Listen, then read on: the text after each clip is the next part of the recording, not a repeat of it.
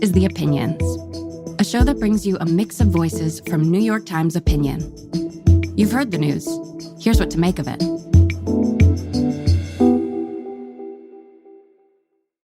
I'm Aaron Redica. I am an editor in the opinion section of the Times, and I work with a number of our columnists and contributing writers, mostly on American politics. We're thinking constantly in opinion about the divisions in the country. And one of our columnists and someone I work closely with who has really explored this deeply is David French. He is in a unique position because he was once a fierce partisan, as he says himself, a Romney delegate in 2012. But for the apostasy of not wanting Donald Trump to be president, he was cast out of a number of Republican institutions, but not only Republican institutions, also from his church in the end. And a few months ago, David wrote a column about being canceled by his church. And so we decided to sit down and talk about what exactly happened and how his readers reacted to the essay.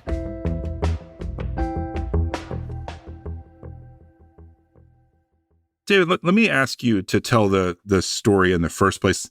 Could you just tell us a little bit about the church, why you were attracted to it, and then the sequence of events that led to you being canceled?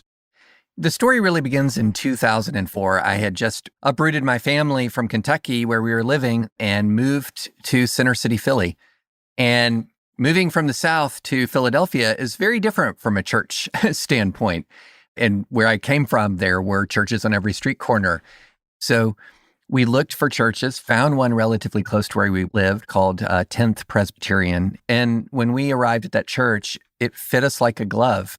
The people in the church were incredibly kind. And so we fell in love with that church and began to appreciate the denomination it was part of, the Presbyterian Church in America.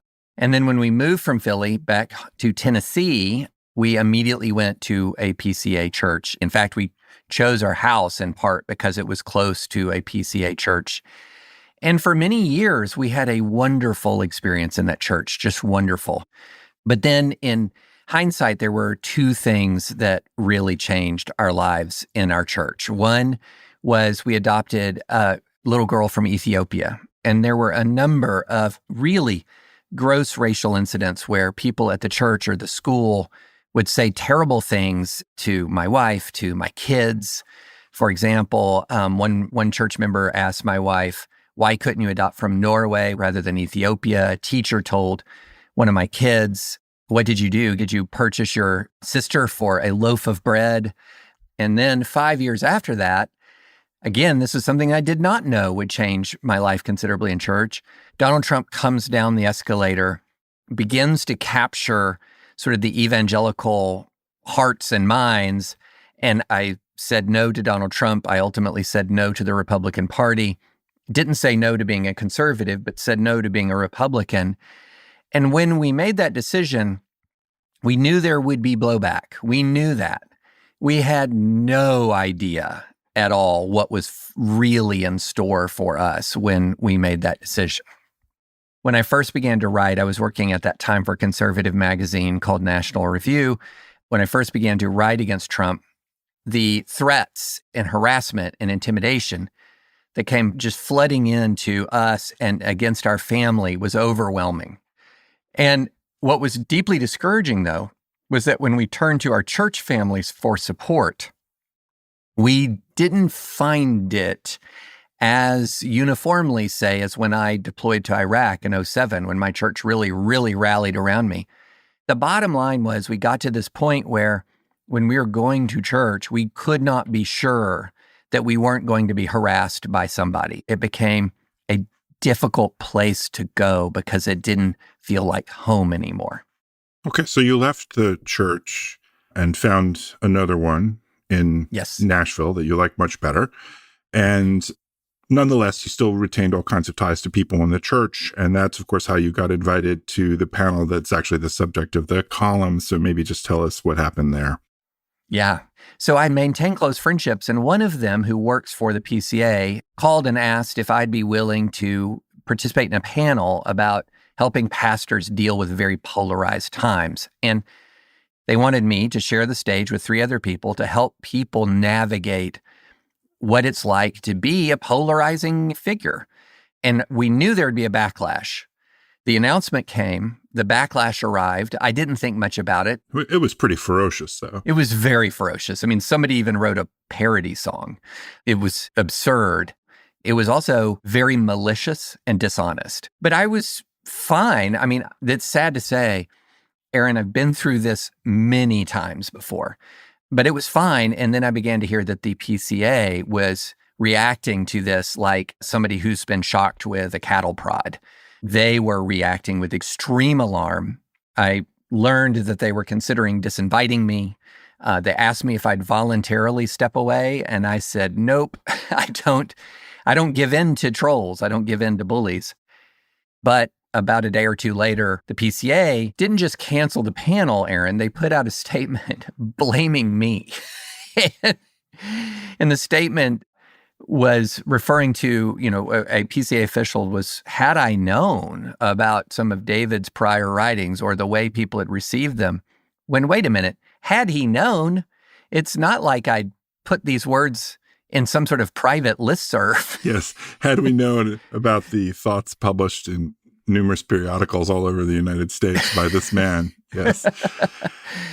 So they canceled the panel. You wrote the column, and we got an absolute outpouring of response. You talked a little bit before about being inured to the attacks, but when you got all these letters and emails directly, you were very moved by them. Yes. Yeah. So, as I came home from church on Sunday after the column posted, and I do what I normally did. I went to my computer and I opened up my inbox to see what kind of response I'm getting. Sometimes it's more, sometimes it's less. And it absolutely blew me away. And then I opened the first email and I thought, wow, this is different. And then the next one, and then the next one. And then it actually began to be a sacred obligation to my readers to read these, that if they're going to honor me with their stories, if they're going to honor me by telling maybe stories, and some of them said, I've never said this before, then I wanted to read, I wanted to understand them. And then to as many people as I could, I at least wanted to indicate that I read it, I see them, I read their story. It's the most remarkable thing I've ever seen. I want to talk a little bit about our readers' responses in different categories and kind of get your reaction to that. I'm actually going to play 3 recordings for you to listen to. The first is from Sue Ann. My story parallels that of David French. My parents were founding members of a Presbyterian PCA congregation. My best friends growing up were the children of the other founding members. We attended church activities together and were part of each other's families. When I attended Wheaton College rather than our denominational school, it was considered somewhat suspicious. I married in that church, and one of these friends, now an elder, said that some elements in my wedding ceremony were practically heretical, but they let it go because my parents were members. I have lived away now for 30 years, but it is a constant ache in my heart that I can no longer share myself freely with these friends to whom I was so connected. Like Mr. French, I adopted an international child. I took her back on a visit, hoping she could be baptized in the church her grandparents helped found. The church elders cited bylaws as a reason for not allowing a baptism, but didn't offer a dedication or even a prayer. As this split widens in America, I wish to understand how our actions and shared understandings have strayed so far from the Beatitudes that we can freely use rejection and hateful words against each other and then blithely quote the gospel, saying, "Love one another." How do you react to what happened to her? Yeah. So the first thing I want to say is that email and that message is not atypical. What you're seeing is throughout American Christianity now is the fundamentalist wing is really exerting itself. And so what that means is when you encounter somebody who's a fundamentalist and you say, I'm not voting for Trump, they often don't look at that as a debatable point for which Christians in goodwill can disagree. They will look at this and say, it is the natural and inevitable consequence of applying Christian principles that you will support Donald Trump. And so what's happening is that these individuals who are being rejected from churches and telling stories like that, what they're encountering is this deeply intolerant strain of fundamentalism that views any disagreement with them as apostasy. And so what that does is it raises the stakes to this eternal level.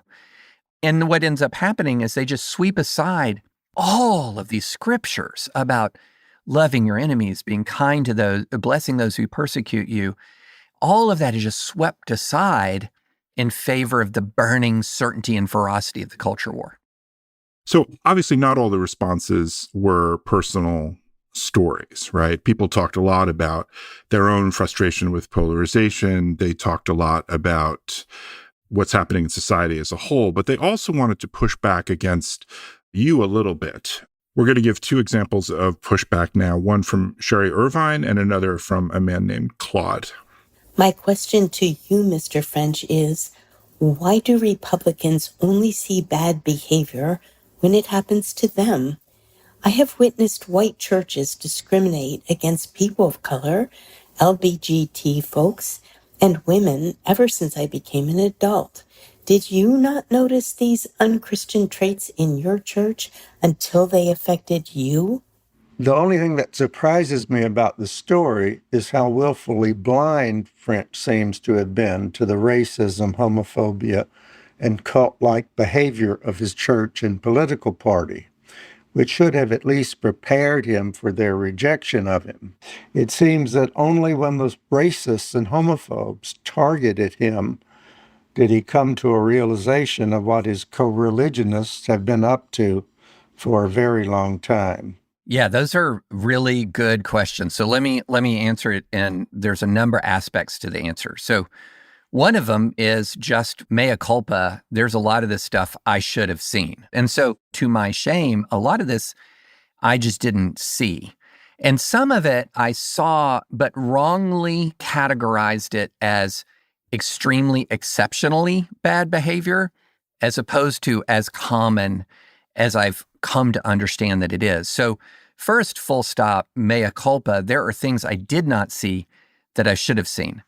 Now, the second thing is the church culture writ large has gone to great lengths to bury, to cover up, to conceal misconduct and scandal within the church. So it becomes literally difficult to see it because a lot of it is covered up by non-disclosure agreements. A lot of it is covered up by confidential closed-door church proceedings. And that kind of tries to preserve amongst people in the church the sense that we're good people, our community is good. But the last thing I would say is when you're talking about the conflicts over American religion and spirituality, it is not persuasive to me to say, well, you uphold various traditional Christian teachings, therefore you're part of the problem. When people are attacking the church by attacking the actual sort of fundamental biblical elements of evangelical Christianity, that is not persuasive to people because it's essentially saying your religion is false. But if you go in and you say, wait a minute, under your own faith, you're supposed to, as I said, act justly, love kindness, and walk humbly, that is a much more compelling critique. One of the reasons why this was painful to me is in many ways, I am theologically still at home in large parts of the PCA. And so to say, well, that it's just rotten, because of its confessions and creeds, et cetera. No, that is not the case. What we're talking about here, or what I'm talking about, is the malice, the cruelty, the hypocrisy. Every Christian should understand the need to respond to that. So you've changed a lot, more honestly than most people change in their lives. And part of the ardor against you is coming from, in part, right, that you did share the confessions and the creeds. You were in the trenches on the other side. Is that part of what you think is driving the animus? What have you learned being two different types of people? Yeah, there are definitely ways in which I've changed, but there are also definitely ways in which the community I was a part of changed. And so these two things were happening at the same time. And for me, many of the changes in my community triggered changes in me. And so let's just take, for example, I spent my career as a free speech attorney. And if you look at my record, I worked both for secular and religious organizations, but at every turn, I defended people regardless of whether they agreed with me or not. And for a while, that was a priority in the Republican Party. That was at least a professed priority. Along comes the age of Trump, and the party takes this very authoritarian turn, which contradicted all of my previous legal work, quite frankly. But at the same time, that move, that GOP move, vindicated a lot of critiques of the GOP that I had previously dismissed. And it made me realize that I had not been seeing my own community as clearly as I needed to. I mean, my blinders were so big, Aaron, that when Trump came down the escalator, I just dismissed him. I thought, there's just no way. There's no way my community will embrace this guy. And then it was my community that put that guy in the Oval Office. And so it made me need to see things more clearly. I think we'll end there. David, I know it's painful to talk about all of this, so thank you very much for taking the time. Well, thanks so much, Aaron. This was a great conversation.